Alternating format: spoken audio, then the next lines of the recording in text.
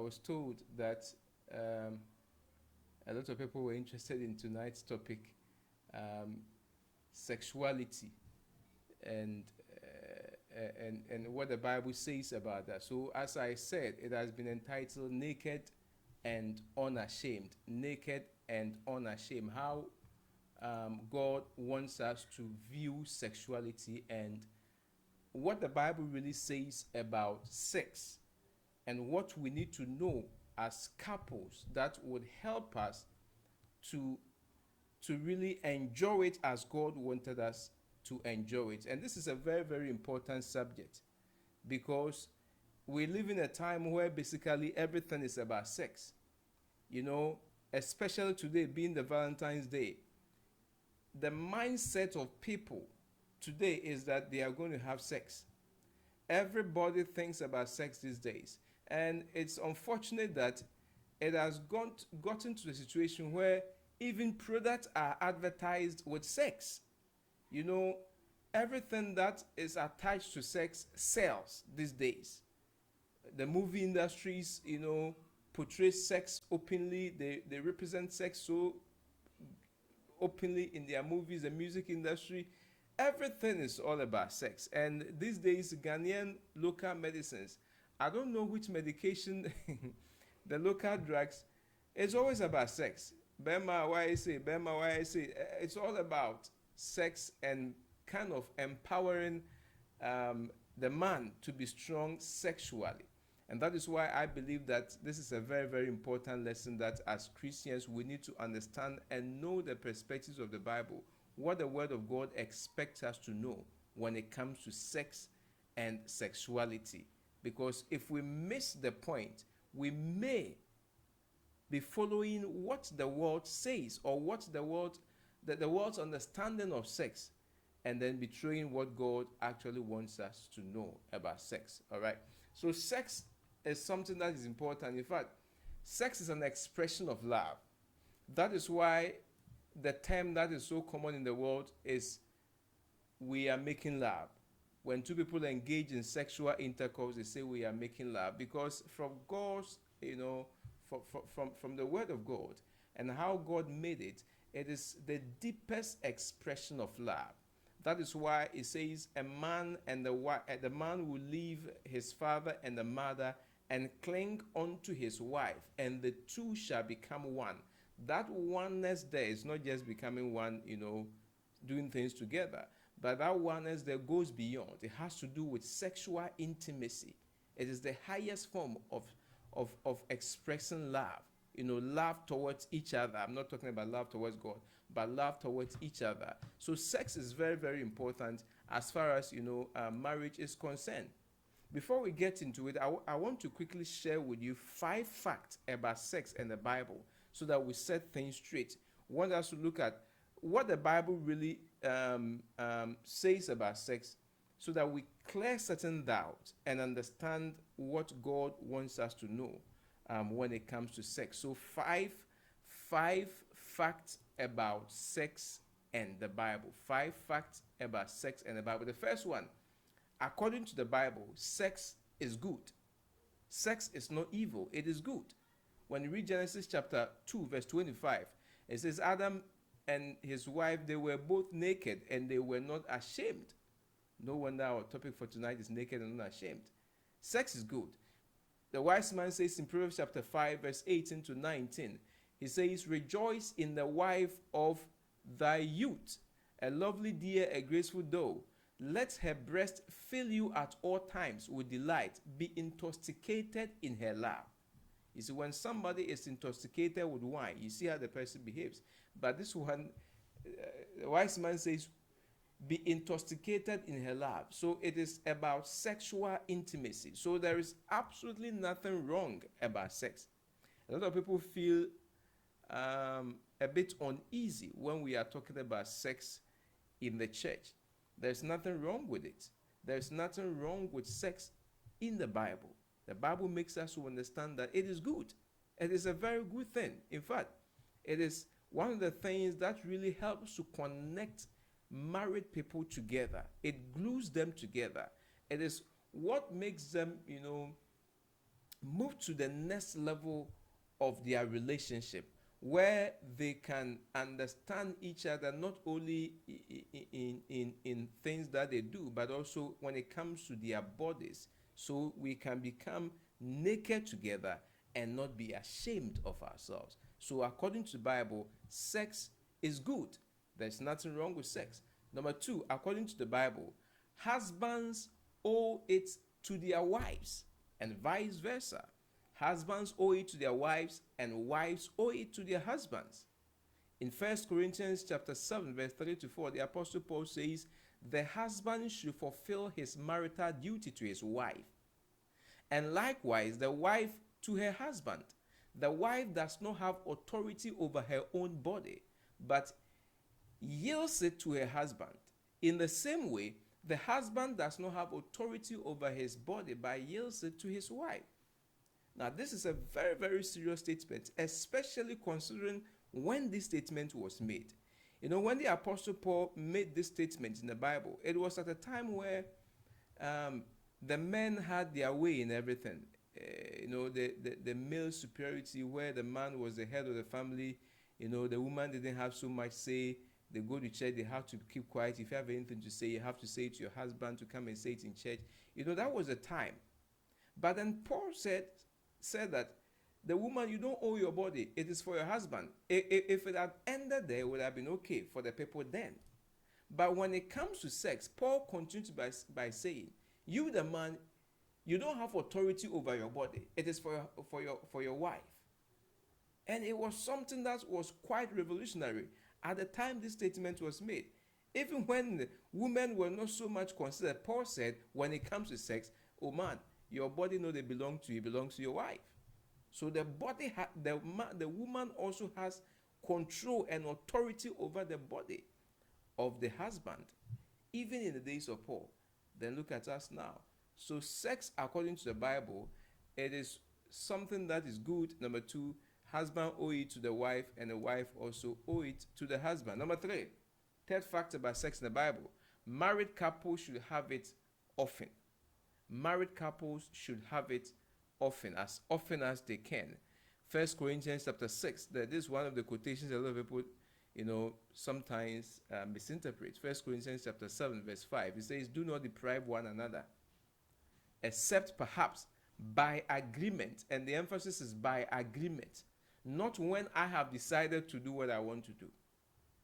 Okay? When I have decided to undergo some fasting and do whatever I want to do spiritually, is good. We have to do that. But there must be an agreement first. Even if it is only me who wants to probably fast for a week, and so I want to abstain from sex for a week, I must come to an agreement with my wife, even though she may not be fasting. Because maybe at the third day, she may be in need of sex. She may be in need of her body, which is me.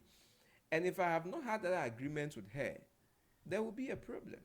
Okay, so Paul's statement is simple. Do not deprive each other, except perhaps by agreement for a limited period of time, that ye may devote yourself to prayer. But then come together again, so that Satan might not tempt you because of your lack of self-control. And I love how the Apostle Paul quickly continued. Right after the spiritual exercise, come together again. And it's not just talking about sitting together to eat food. It's talking about coming together in sex. Come together again quickly as soon as you are done with your spiritual exercise. So sex is good. We owe it to each other as couples. And then it must be had. The couple, you must have it as often as you can. Number 4, it is not just about kids. Sex was not created just so that we would give birth. If that was the reason, otherwise I don't know where the children in the world will be now, because the number of times people have it, every time it's for child, it will be problem. So sex is not only for children. In the Bible, it says in Genesis chapter 2, verse 18, it is not good for the man should be alone. Now, I would make him a helper. If that loneliness here had to do with somebody coming to help the man fix the garden, then God would have probably created a robot for the man, or an animal that can just take instruction, go and pick this one here, put this one here. But God was talking about somebody who would have a level of intimacy with a man that will solve the man's innermost anger or loneliness, and that is sex. Okay, so it is very, very important. It's not just because we want to create kids. Genesis 2:24 says, therefore a man shall leave his father and mother, and the two shall hold fast, and the two shall become one flesh. And I said it already, when we come together as a husband and wife, it is not just because we want to give birth, but because we want to enjoy some level of intimacy. So sex is not just about giving birth, but it's also for enjoyment, for pleasure. It's extremely important for pleasure. We are not like animals. Even the animals, I read something that dolphins can have sex for pleasure. So for human beings, sex as given to us by God was not just so that we can give birth, but also for pleasure. This is something very, very important. The final fact about sex in the Bible, this is very, very serious, is the fact that though the Bible has said so many wonderful positive things about sex, the fifth fact we need to understand is that it is not what makes you truly human, or it's not what truly makes you a man. This is very, very important. Sex is good for the couple. You see, the reason why this is important is that today, there is so much noise on sex.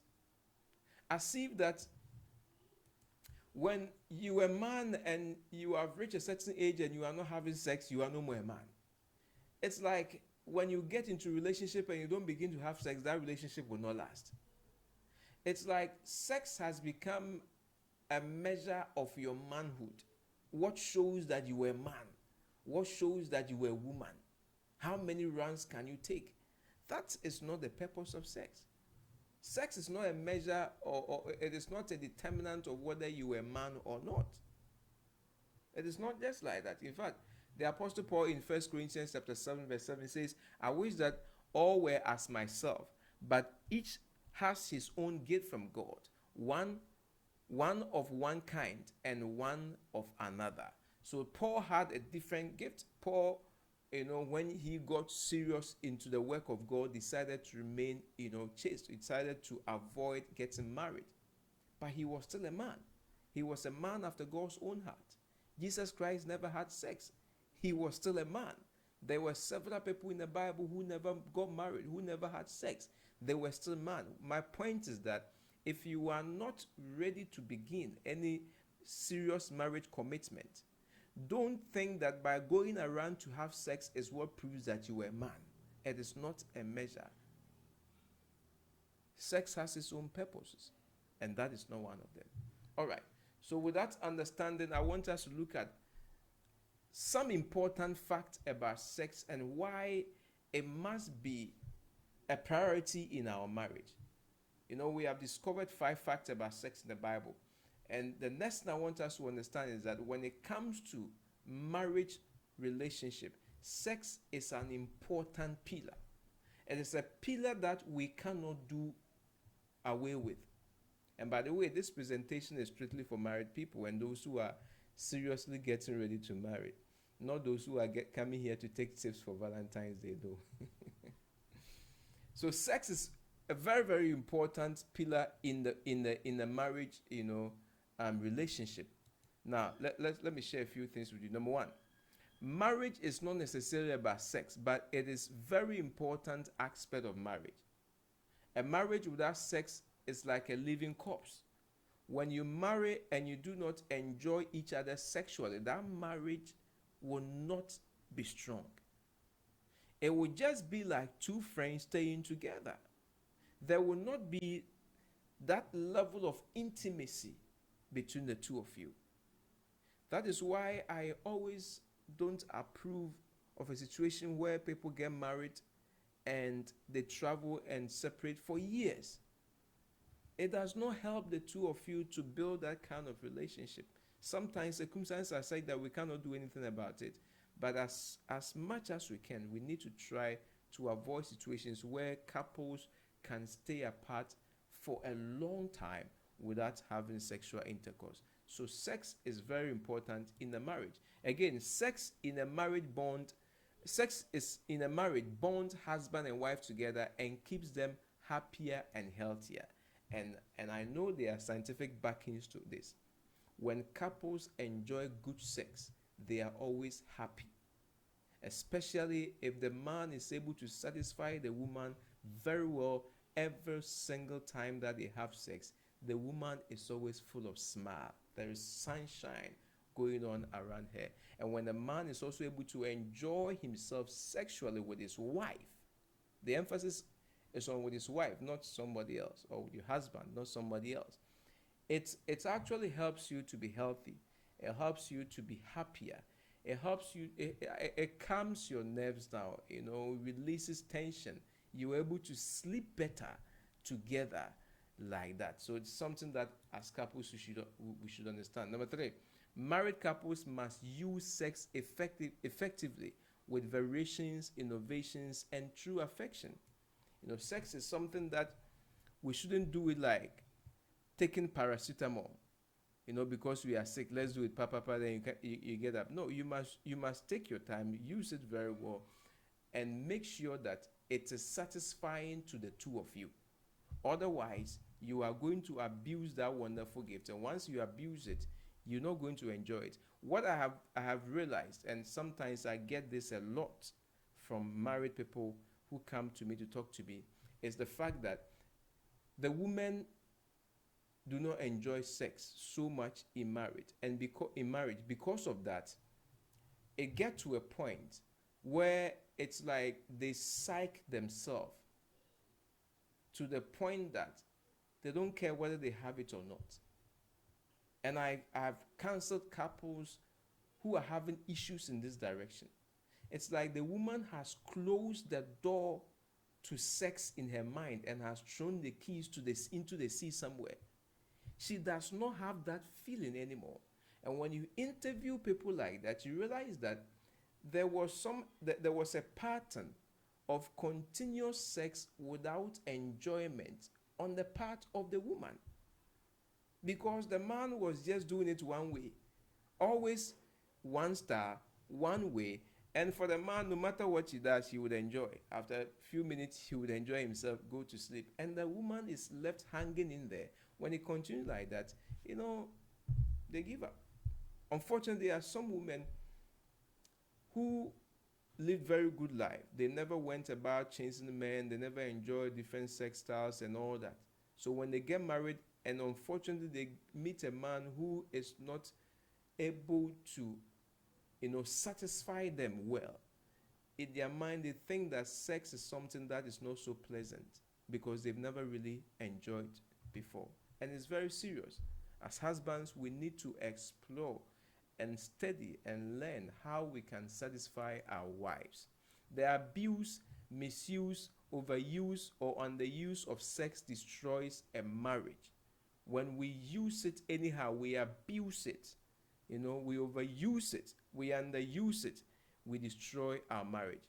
Again, sex can be used as a peacemaker in a marriage. And this is very, very true, especially when there are problems. When we resolve it, one of the things we can use to bring ourselves together is to have very good sex. And for that, you can decide, to travel, go someplace new, different environments, have change of environment, and enjoy your wife, enjoy your husband. When you do that, the bitterness and the hurt would fade away. By the time you come back home, you are all okay.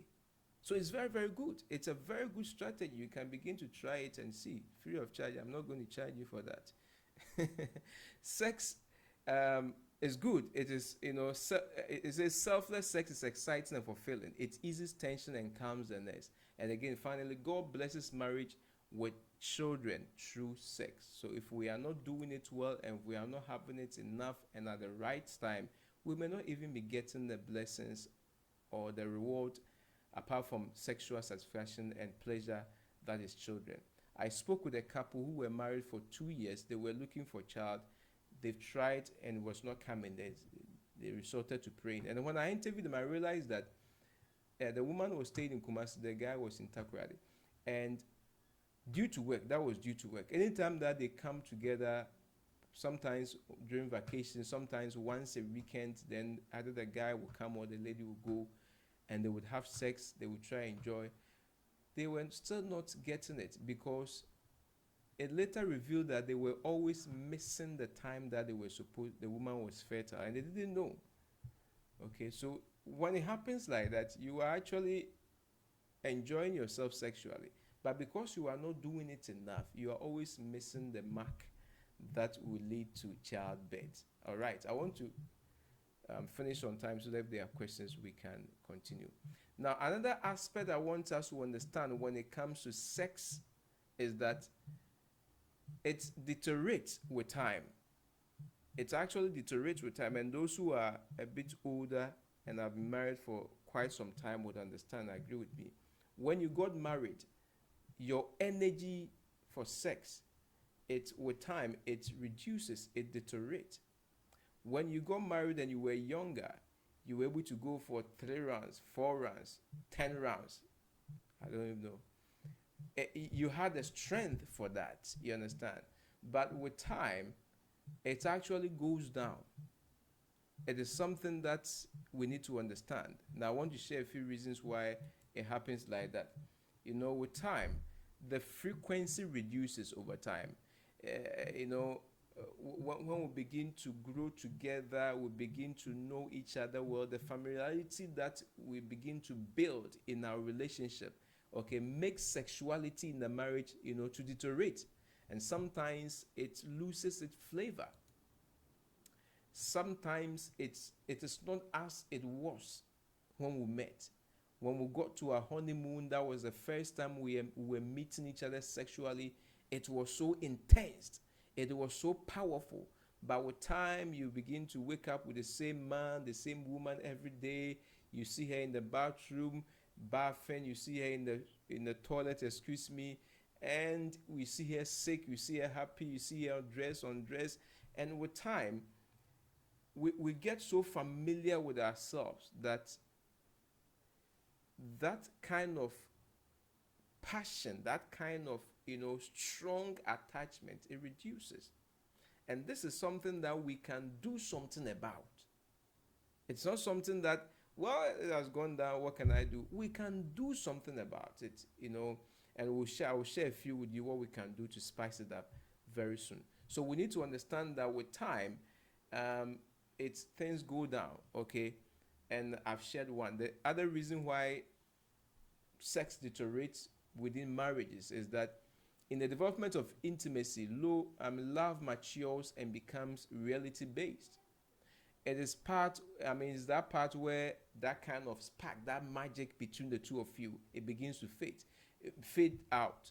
Both of you begin to relax and show your innermost self perfect, less perfect self. In marriage, get to a point where you really don't care how your wife sees you again. You really don't care how your husband sees you again.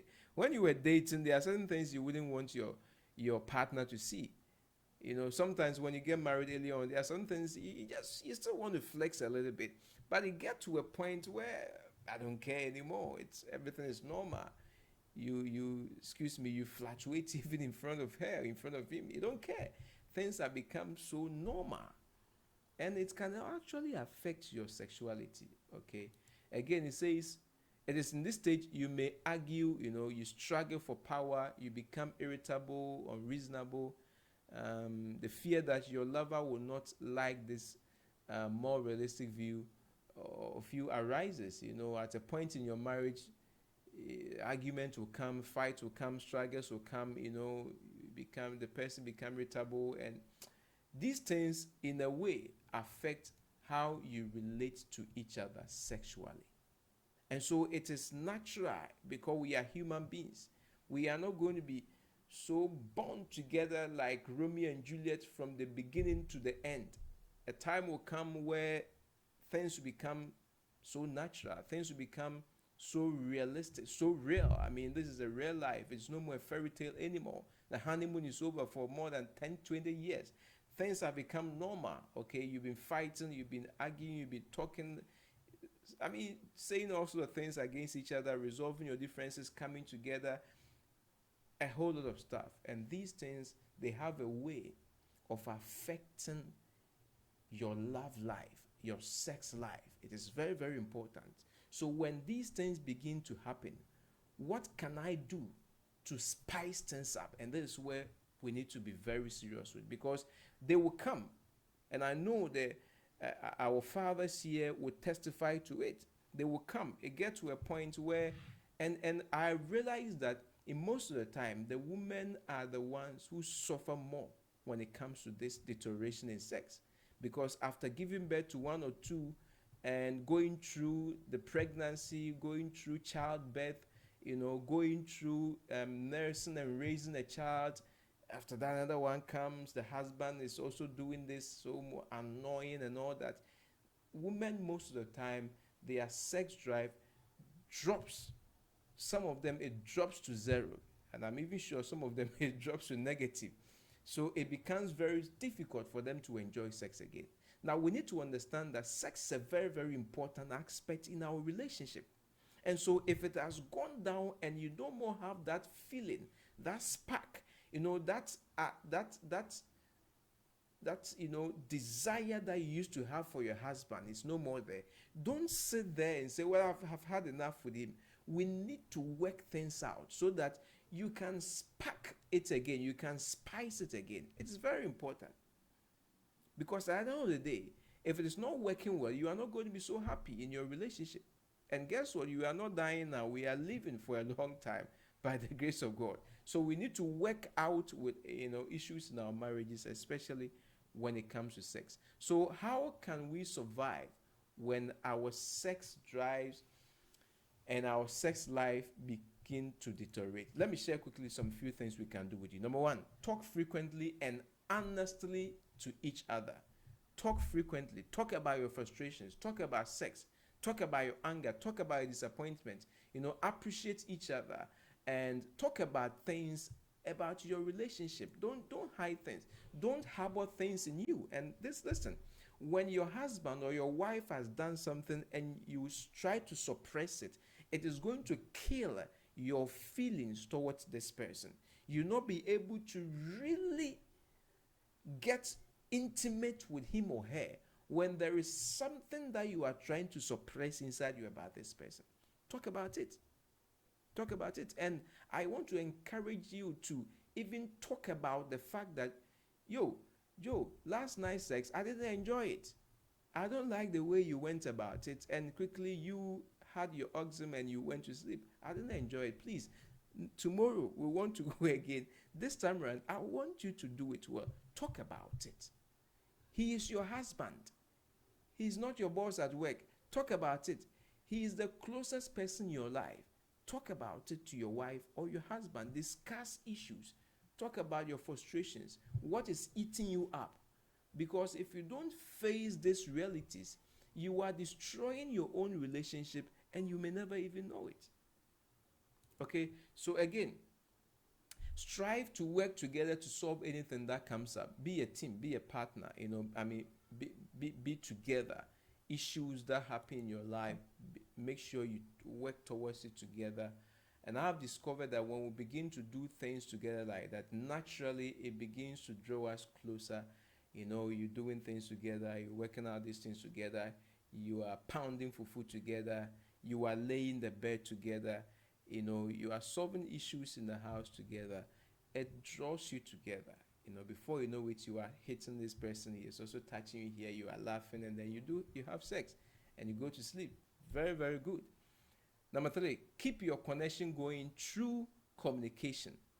Okay, communication should always be one area that we will always work on. We must always work on. Communicate well. Make sure you understand each other's concern. And finally, have a good sense of humor. Okay, have a good sense of humor. Don't be rigid. Don't be too rigid. Every day you are serious, as if you are the one or the chairman of NATO. No. You have to relax a little bit. Sometimes the world is not on your shoulders. You understand? I'm even sure God relaxes. If you read the Bible, You see God's sense of humor. We need to relax at times. We need to sometimes laugh, create fun, have some sense of humor. You don't have to take everything so serious. You don't have to take every issue, everything that your husband does, everything your wife does. You don't have to take it all the time so serious. Sometimes you need to relax. When you relax and you laugh, it releases certain tensions and you are able to express yourself well when it comes to sex. Now, the final aspect I want us to look at before we end tonight's session is I want us to look at a few tips on how we can spice up our sex life as couples. How we can spice up our sex life as couples. If you are now going to get married, these are tips you can begin to write down. I'm not saying you should go and practice with your boyfriend or your girlfriend. No, there's no practice when it comes to sex. This is frustrating for married people and those who are trying to get married. What are some of the things that we can do? Number one, and we need to try different sex styles. This is a very common thing that we need to do. Try different sex types, okay? It will spice up your love. It is not always going to be missionary position. Do different styles, okay? And again, there is something known as quickies. It's just a word, okay? It's just a word. That what it means is that you would have sex with your wife or your husband, not as your leisure time, but maybe you are running late to the office. A quick one, before I leave. This is not a planned sex, but a short session sex, probably 5 minutes. You go, you don't even undress, you don't remove everything, just what is important, the necessary part. You just undress there, you go. You understand me? I had we're having an issue that one couple was, the woman was confessing that the man even visits him in the office sometimes, and they have a quick one. I said that is very, very, it's good, but it's sometimes dangerous. If you are not lucky and then somebody pounces on you, you are in trouble. But these are ways that you can use to spice up your sex life. Sex should not always be like a board meeting planned and communicated through flyers, or no. Sometimes you should be spontaneous. Sometimes you should be, wild and adventurous. Quick one there, and then you go. I was speaking to a couple, and they were telling me they visited somebody, and the room that they were staying in was very, very hot. So in the night, they went to the cubicle. It was a story building, so they were on top. So they were in the, I think it was the porch. Yeah, they went to the porch, and they were staying there. And as they were lying there, there were cars going here and there, but it was difficult for anybody down to see them. And they enjoyed themselves quick one day. And, some of these stars or stuff people do brings them together, okay? It's fun, and it spices up your sex life. The second thing you can do is, have sneaky sex. This is not like the quickies, but, sometimes the kids are in the hall playing, and then you lock yourself. Sometimes you can even be in the children's room if you have the luxury of that. You lock yourself in the children's room while they are watching TV, and then you enjoy yourself. Sometimes maybe you have even gone to visit your in-laws. When they are busy in the kitchen cooking, you go quickly into the room somewhere, you lock yourself, and then you enjoy sex. It is something that, it spices things up. It spices things up. I'm not talking about, going to your house to have sex, but things that we can do to spice things up. Again, you can have what is known as romantic sex. This is the full-blown variety. This is like this 14th February, Valentine's night. You take your time, you visit one classic hotel, or it can even be your house. You change the bed sheet, you light some red candles here, you change the atmosphere in the room, the perfume, you remove all the dirty laundry and throw them somewhere. You change the atmosphere, and then you buy some nice non-alcoholic wine, emphasis on the non-alcoholic wine. You do something so romantic. Bema, baby sa na so ba na ba na samo enjoy. It is going to be so memorable. And you realize that the issues between the two of you, your problems and bitterness, it would all disappear. Because that is how God made it. Okay? And Things like this, you must plan it when during your wedding anniversaries. Special occasions like Valentine's Day, Christmas. Special occasion.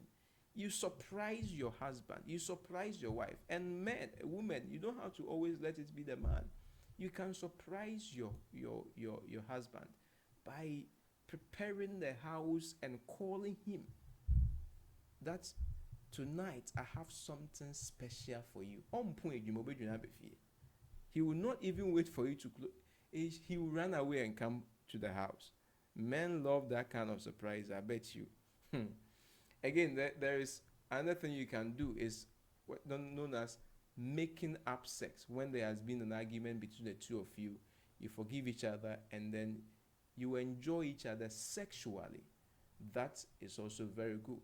Then comforting sex. When one is sad, one is stressed, has gone through some challenges. And this one, listen, when somebody is down, mostly it's not always that they want sex. Sometimes they just want sweet words. Okay. You don't just go there because the person is stressed or sad or down, broken. So let's have sex. No. Sometimes when you don't do it well, it's even insensitive on your part. Okay, depending on what they are going through. Yes, I'm still talking about your husband or your wife. We need to be caring and romantic. Find ways to let the person, relax in your arms. And then once you are able to make love to him or her and make them enjoy it very well, the emphasis is enjoy it. At that point, if it's the woman who is down and you just want to comfort her, she's stressed, she went to work, she's so stressed up, you need, as the man, don't think about you coming. You need to make sure that she's really, or she has really enjoyed the sex. And when we do this, I believe we will spice things up. Another thing that we can do is that we can occasionally travel. Okay, you can occasionally travel. You don't have to wait for Christmas or Valentine's Day or Father's Day or Mother's Day. Sometimes find somebody, a church member, a grandfather, a grandmother somewhere, take their kids to them, travel somewhere. Okay, you don't need to be rich to do this. You don't need to go into some fancy hotel. Just look at your budget, spend some few money, go to some hotel, enjoy yourself. Relax with your wife, relax with your husband, and make sure that by the time you come home, you have enjoyed yourself sexually very well. Make that your motive. And when you are going for a sex trip, read books. What can I do to hold on so that I don't come as soon as I begin to have sex with my wife? Find ways you can sustain yourself so that your wife too can enjoy very well. It is very, very important. It's very, very important. The woman will tell you, when you really are able to let them enjoy very well, they feel so relaxed. They will sleep. They will sleep immediately. Somebody said that when you have sex with your wife and then right after sex she gets up to go and cook, Bema, you are filled. You are filled. The woman after sex she gets up to go and cook. Why is she? But then when it is good, she'll fall asleep. Even if not fall asleep, she will lie down because you have really taken her to that part. So we need to do that. Finally, let me quickly share a few things. Indulgence needed for healthy marital sex. Number one, good communication, sharing desires and expectation. Make plans. If you are too busy, the two of you are too busy, make plans. This weekend, cool, we are going to do this. Okay? Try to set the mood in advance. Don't just bump in there. Set the mood in advance. Prepare your wife. Prepare her mind. Prepare his mind. Let the person know that tonight, is going to happen. And initiate more often. And this one has to do to the women. Women, you also have to initiate more often. Men love it that way. When the woman initiates sex, call for sex. Okay? There is nothing wrong with that. In African culture, some women think that when I tell my husband tonight I want us to have sex, he would think that I am a spoiled brat. No, there's nothing biblically wrong with that. Didn't you hear what the Apostle Paul says? He says the man does not have authority over his body. It is for you, the woman. So call for it. If it has been like a week and your husband has not called for sex, puts him in the mood. One evening, before he comes home, send him a message, WhatsApp him, and say, "Tonight I'm getting it on for you. Tonight I'm let whet his appetite, okay, and call for it. The more you call for it, it actually brings the two of you together, and then you would enjoy each other very well. May God bless what we have studied tonight. It's my prayer that this will go a long way to change our sex life and help us to draw closer to each other. Thank you very much. If there are any questions or comments, I think we have about 10 minutes before 8 o'clock. We can bring it up.